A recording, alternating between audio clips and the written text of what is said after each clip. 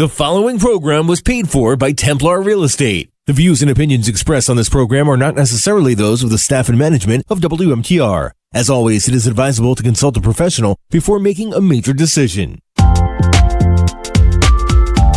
It's time now for the Templar Real Estate Talk Show. Here's your host for the program, Joseph J. Zoppi. Hello, welcome to the Templar Real Estate Talk Show. My name is Joseph J. Zoppi, a real estate investor, consumer advocate, author, and managing partner of Templar Real Estate Enterprises. You can reach us at templarcashforhouses.com. That's TEMPLAR cashforhouses.com. That's one word. Or you could call us at 973-240-8593. Again, 973-240-8593, and we could answer any questions you may have, or you could email us from our website as well. Ask us any questions, or if you want something discussed on this radio show, we'd be more than happy to try to do that. For first-time listeners, my company is a real estate investment firm. We buy houses for cash, we purchase apartment buildings, we do joint ventures with other real estate investors. We loan money for rehabs and provide transactional and gap funding as well. We work with individuals that want to invest with us in single-family houses up to apartment buildings. We do not speculate, and we're very protective of our money and our investors' money. I'm not a brokerage and I'm not a real estate agent, but I have individuals on staff that are agents that could sell your house through the traditional multiple listing service. This show is going to go over everything there is about real estate and those things that impact real estate. We'll talk about our rehabs, some of our investments, what went well, what did not go well, and how we compensated and corrected it accordingly. We will talk about the economy and interest rates. We'll discuss trends in the real estate market. Real estate is one of your biggest investments, so it's important you know as much as possible about it. I'm going to provide you with my opinion. It's only my opinion. I ask everyone to do lots of research with everything they do. And with the internet, like I always say, it's really good. You have lots of information out there, but you got to really sort through all that information and a lot of the noise. And again, when someone writes an article, they have a certain angle or slant they want for that article. And you have to understand that and factor that in when you're making a decision. That's extremely, extremely important. Also, as I always say, if you get recommendations from someone, especially a friend, ask lots of questions, okay? Because again, what one person might like, the other person might not like, and you don't want to destroy a friendship. I'm going to do a shout out to Livingston's most famous crossing guard, Paulette, and also Tim from Cedar Grove, the water department, as well as Lisa and Karen. I would say shout out to those two. I want to also thank my private investors that invest in our deals, and I just want to thank them sincerely for making us successful. So, as I always say, we buy houses for cash. That's one of our core businesses. It really is. If you need to sell your house in New Jersey, please give us a call. So we buy houses in New Jersey. That's, for the most part, almost exclusively. We are venturing out into New York a little bit and doing that as well. But our core business for purchasing houses is in New Jersey. We buy houses in Nutley. We buy houses in Hoboken. We buy houses in Bloomfield, New Jersey. And then for the central area, again, we buy houses throughout. We buy houses in Princeton. We do Monroe. So if you're interested in selling your house, please give us a call. We cover all the counties in New Jersey. Again, we are a cash buyer, and if you need to sell your property, please call Templar. In addition, we're looking for apartment buildings, 100 plus units preferably. We'll do less. We usually really don't do 4 units anymore, 10 units, but if there's a attractive deal, we might do it. So please give us a call, or if you know someone, we'll provide a finder's fee, and we're very generous with our finder's fees. So please give us a call on that. Like I said, for the last month and a half, mortgage forbearance is ending. Please give us a call. We'd be more than happy to help you with that and just guide you in certain directions. I had an individual, she called me up from Staten Island. The house was, I guess, worth about $450,000. She was late for I don't know how long, and by the time it was over, she owed like 410, 420, and the property needed a lot of work, so it was probably not even worth 450. So it was very difficult to really work with her in terms of purchasing that property by the time we purchase it, closing costs, so on and so forth. So I, directed her, and she talked about a short sale, and that's what we'd have to do, is some type of short sale because it was just kind of upside down. And again, you have banks, they want to take over properties. It's that simple. And if anybody says to the contrary, that's not accurate. I'll be adamant about that. That's just something that they want to do. I can't say it enough. In addition, they put these fees on and they just start really jacking up all of a sudden the balances, and you really can't get out of it. And then they'll tack it on to the end during a refi, not a refi, a low mod.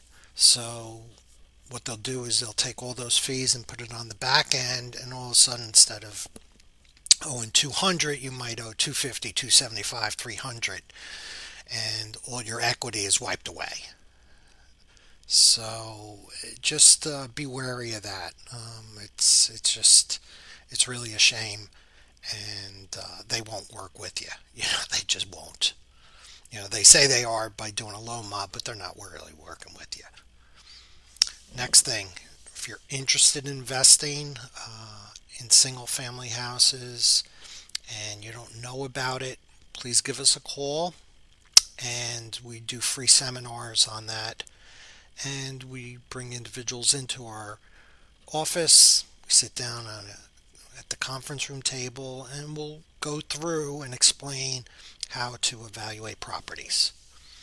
And if you wanted more information on it, please, you could go on the internet and type in www.investwithtemplar.com. That's one word, investwithtemplar.com, and just fill out that short form.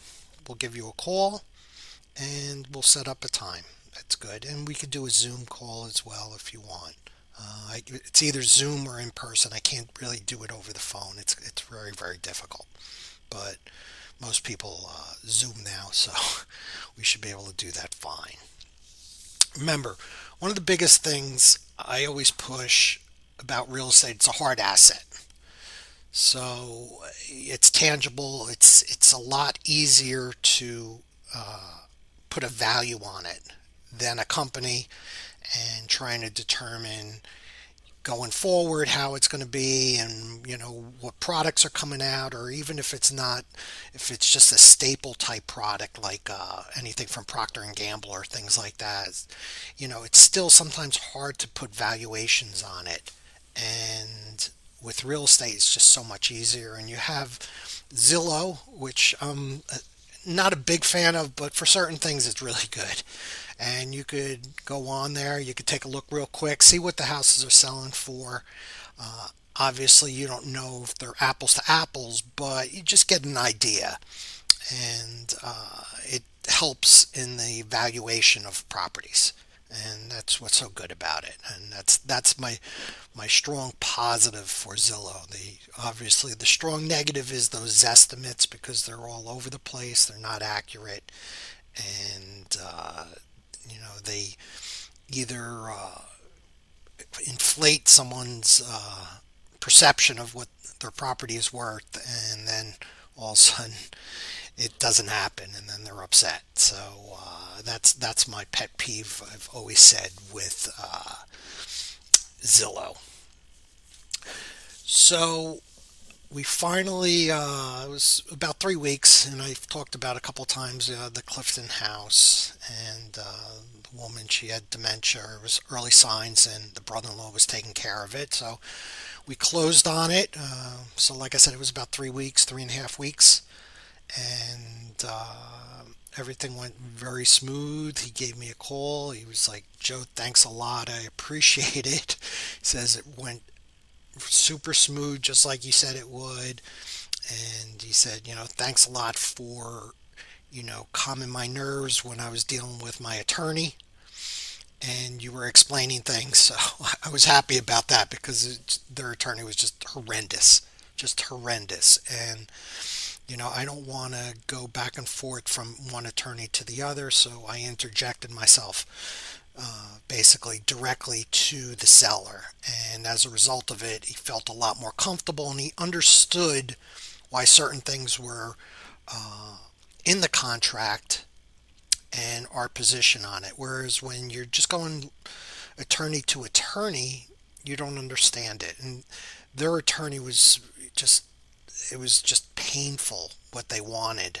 And we had to work within what she wanted and put certain language in there just to substantiate certain things, which we had no problems, but we had to jump through a lot of hoops.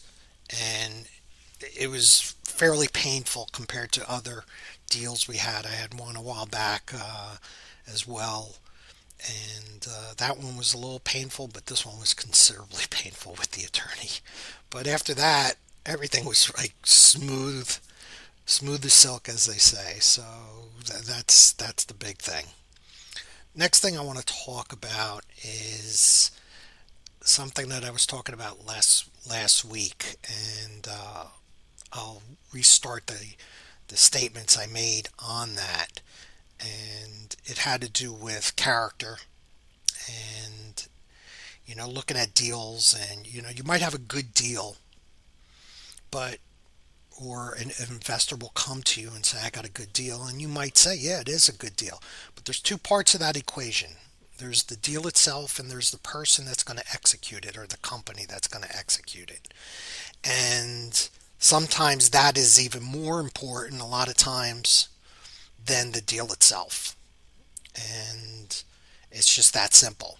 It's really, you got to sometimes bank on the jockey as opposed to the horse sometimes.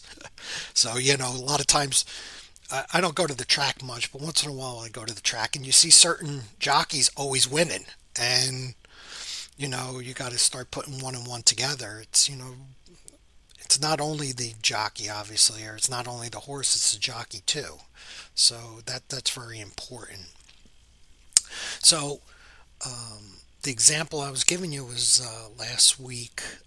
I had stated that I had gone out to dinner with a good friend of mine. His name's Carlos, and I hadn't seen him in a while. He's an investor out of Newark, and great guy.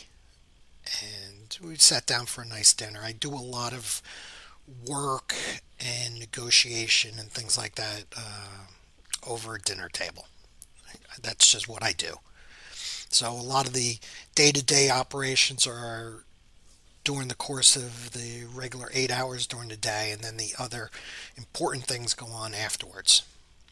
So, I spoke to Carlos and we sat down. We had a nice dinner. It was a Portuguese restaurant in Newark, and where we usually go, and we know the owners. And so, he was telling me, I was asking him about one of his properties and one of the guys that works for him.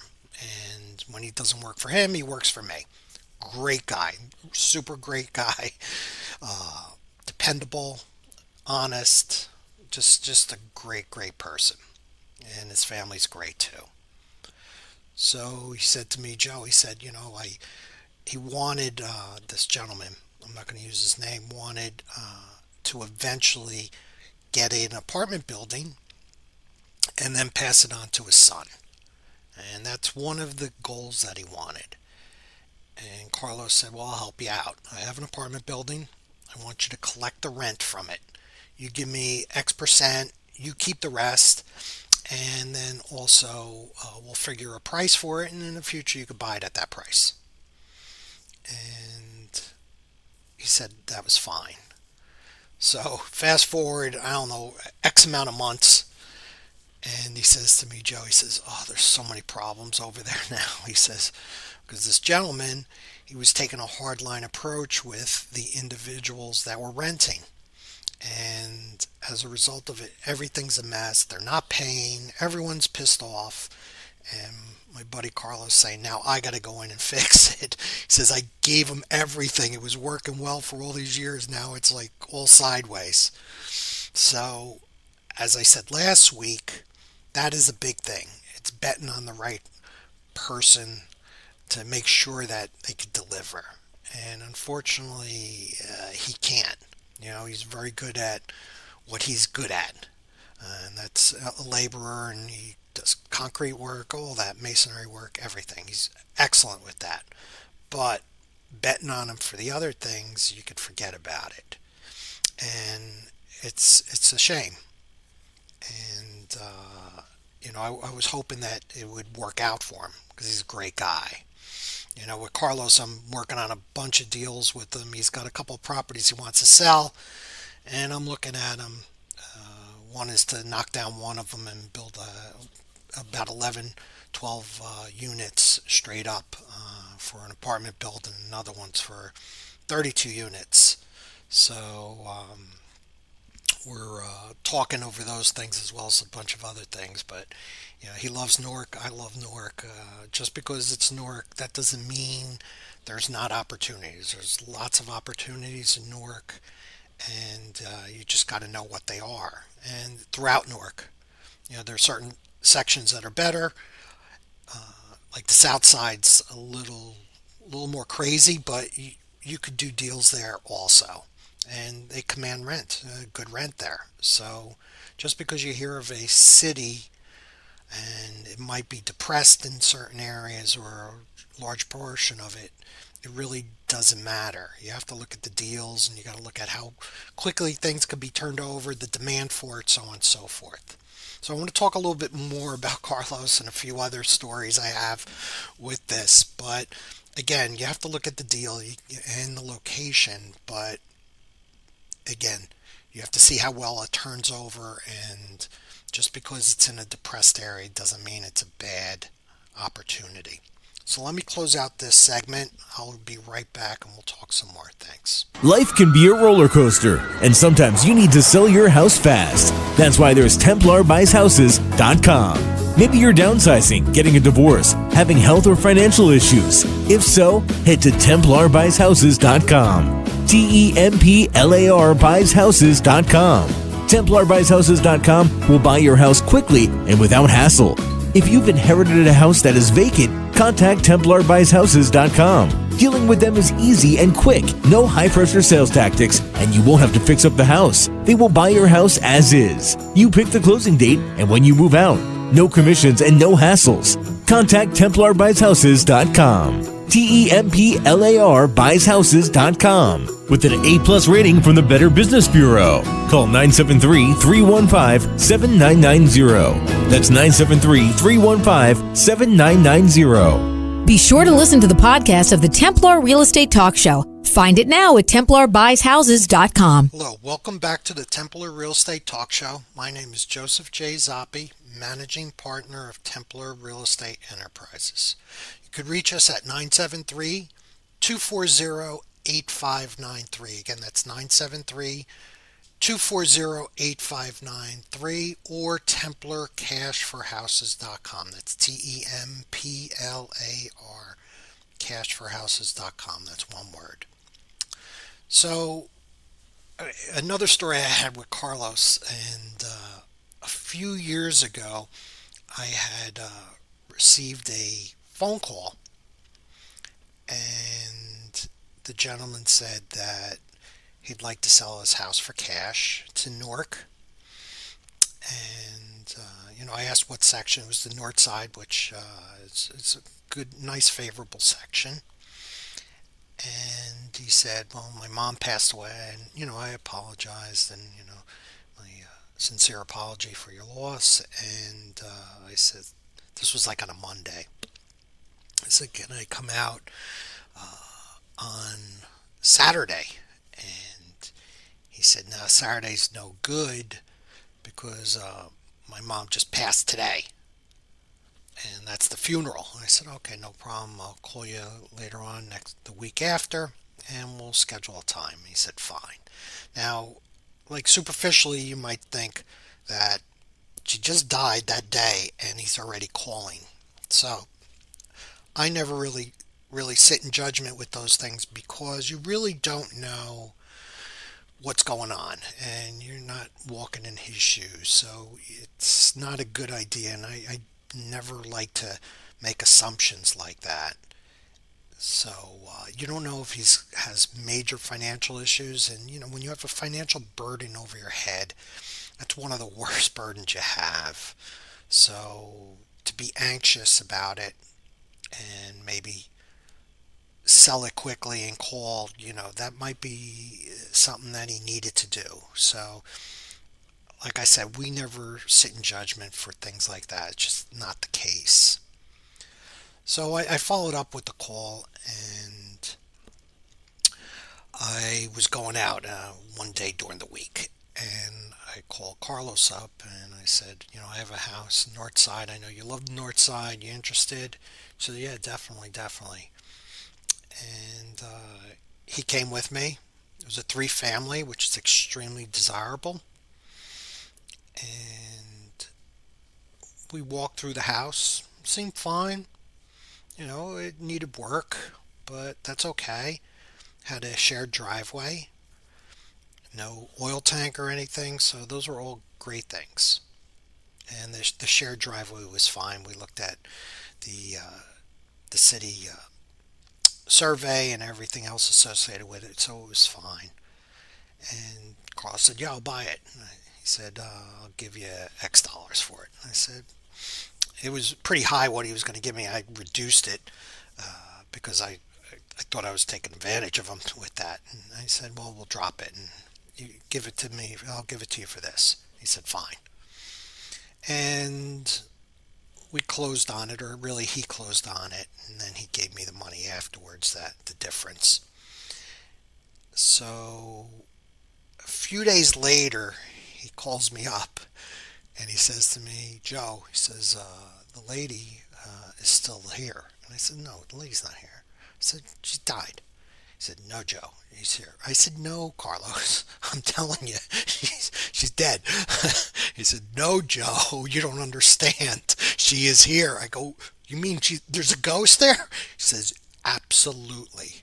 And he starts laughing. I go, really? And he's like, it's not a big deal. I'm like, okay, you're fine with it. That's. And he said to me, Joe, he says, it was kind of weird because when I purchased the house, I was in the 3rd floor, and that's where she used to live. And the brother, or the son, did not want to go in the house. And he says, well, he was on the phone with them. He says, well, can't you just come up real quick, get me the keys, and just go over a couple things. And finally, he went upstairs. And he said, Joe, he could not get out of that apartment fast enough. And I didn't put one and one together at first. And I said, are you sure? He said, Joe, I'm sure. There's a ghost here. I go, well, what do you mean? I was like, what happened? He says, well, the lights would flicker. And he said, and I didn't think anything of it. And when I was there, he said, the door slammed and the deadbolt locked. I says, come on. I says, you tell me the truth. He goes, Joe, I'm telling you the truth on this. I swear. I said, holy mackerel. And after that, they were doing some rehab work and everything, and he gives me a call again, and he said that, the gentleman I was talking about, he was working there fixing up the apartment, and his son was working there too, and the door would always be closed. It would always close every time they opened it. And the son kept, I guess, tormenting the ghost. And he put stuff near it, and then eventually it would close. And his father was saying, "You better not be playing games like that." And he didn't care. And he said, "Joe," he said, he was working, he put a hammer down on a ladder, and it went flying and hit him in the head, and I saw the mark. I said, "Holy mackerel, I can't believe that." He goes, "Yeah." So he was like, he sounded a little more nervous than the first time. And I called him up a couple weeks later after that, maybe a few weeks later. And he said to me, "I've been talking to the individuals downstairs, and they see the woman." And it was like a closed-in porch. And they said, "Yeah, we see her at night, sometimes up there saying her rosaries. And we see her at night sometimes." And I'm like, holy mackerel. So what he did is, one of his friends was going to be a priest. He went to the seminary, and he had the priest, or not a priest, but his friend go in that was going to be a priest. And he was in there for about a half an hour. And after that, he said nothing. Everything was gone. He said he was tempted. He was ready to sell the property because he was so worried about it. It was crazy. So no more ghosts. And he still talks about it. We always talk about it over dinner every now and then. But yeah, it was just crazy. It was crazy. So, one of the other things that I always push on is like financial responsibility, and always making sure you're financially stable. And that's why I like to drive on real estate, because it's a dependable asset. And I was talking to this gentleman that was Carlos's helper, and he helps me too. And I was with him one day, and he was telling me how his son, which is in IT, he's like a computer tech, and he makes a decent living, I guess. And he was saying that my son, he's got the newest iPhone, he's got this new motorcycle that's electric and it's fast, and he's rattling off all those things. And I'm like saying, that's great, but like, deep down, I'm like, all this stuff, all this money he's spending, and it's a depreciable asset. iPhone, after 1 year, it's down 30%. It's only worth 70%. And then another year, it's worth only 60%. And I just think about that. And then I'm thinking, while he's saying that, about my son. So my son, even though he's a millennial, so this is the tale of two millennials. One that wants to spend lots of money on everything. And then I have my son, which I've taught and instilled about investing, and he just, became a nurse, and he's just saving tons of money, and he's banking it, and he's ready to give it to my company to invest, because that's what he wants to do. He wants to make money out of it. He does not want to spend money on iPhones and everything else like that. He says, "Why am I going to spend like $2,000 or whatever it costs now?" And he says, "That's like X amount of days I have to work." And he sees that. And I wish, other people would see that crystal clarity about it. We pay for certain things for him. He's got free rent or free board, whatever the case may be, because he still lives with my ex, and we pay his car insurance and I think the cell phone, and that's it. And he pays for everything else. But he's got clothes, and he's not buying too many clothes. has his food, which is always important, his protein drinks and everything else like that, but he doesn't spend a lot of money, gas, and if he has to fix up his car, if it some problems with it, but he's able to bank a lot of money. And he's saying that I'm just going to take it and then give you a chunk of it in the next couple of months. And the same thing with my partner, one of my partners, and her son is right now a professional player in Taiwan basketball. And he has really low expenses also, and he's getting paid really good money there. And he said, at the end of the year, I'm just going to give you a pot of money, and I want to invest it. So again, it's always good to see that, as opposed to just spending and spending and spending. And you'd rather do that now, where you could save as much money as possible and then invest it, as opposed to just wait until later on. It's crazy that he wants to do that, the one guy, his son, and he's proud of it, as opposed to saying, you invest the money and you make it grow. And that's extremely important, especially you don't know where anything's going to be in this world. One of the good things about real estate, right now, there's still not enough real estate out there for the demand. More so in the Southwest, that's really a big area where, because so many people are flocking from California, and they're all going down to Arizona and stuff. But even in Jersey, there's really a demand for it, and there will continue to be a demand, even if there's problems with the economy. There's going to be that demand, and just like during COVID when it first hit. So that's a good thing. But we again might have some winds that are pushing against us, and that'll be fine though.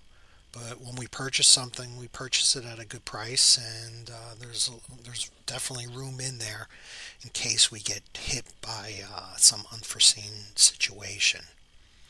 But again, the biggest thing is to ensure that you're fiscally responsible, and that's very, very important, to always know those numbers. And sometimes, because it's scary, you don't want to know the numbers, and as a result of that, it could really push someone and hurt someone, whether it's a mortgage that they can't afford and they miss a number of payments, so on and so forth. So I always preach on that. If there's any questions with any of those things, please give me a call. I'd be more than happy to help you. So I'm going to have to close out this session. Thank you very much. Good luck, and to you and your family, thank you very much. God bless, and I'll see you. Bye. Life can be a roller coaster, and sometimes you need to sell your house fast. That's why there's TemplarBuysHouses.com. Maybe you're downsizing, getting a divorce, having health or financial issues. If so, head to TemplarBuysHouses.com. TemplarBuysHouses.com. TemplarBuysHouses.com will buy your house quickly and without hassle. If you've inherited a house that is vacant, contact TemplarBuysHouses.com. Dealing with them is easy and quick. No high-pressure sales tactics, and you won't have to fix up the house. They will buy your house as is. You pick the closing date and when you move out. No commissions and no hassles. Contact TemplarBuysHouses.com. TemplarBuysHouses.com. With an A+ rating from the Better Business Bureau. Call 973-315-7990. That's 973-315-7990. Be sure to listen to the podcast of the Templar Real Estate Talk Show. Find it now at TemplarBuysHouses.com. The preceding program was paid for by Templar Real Estate. The views and opinions expressed are not necessarily those of the staff and management of WMTR. As always, it is advisable to consult a professional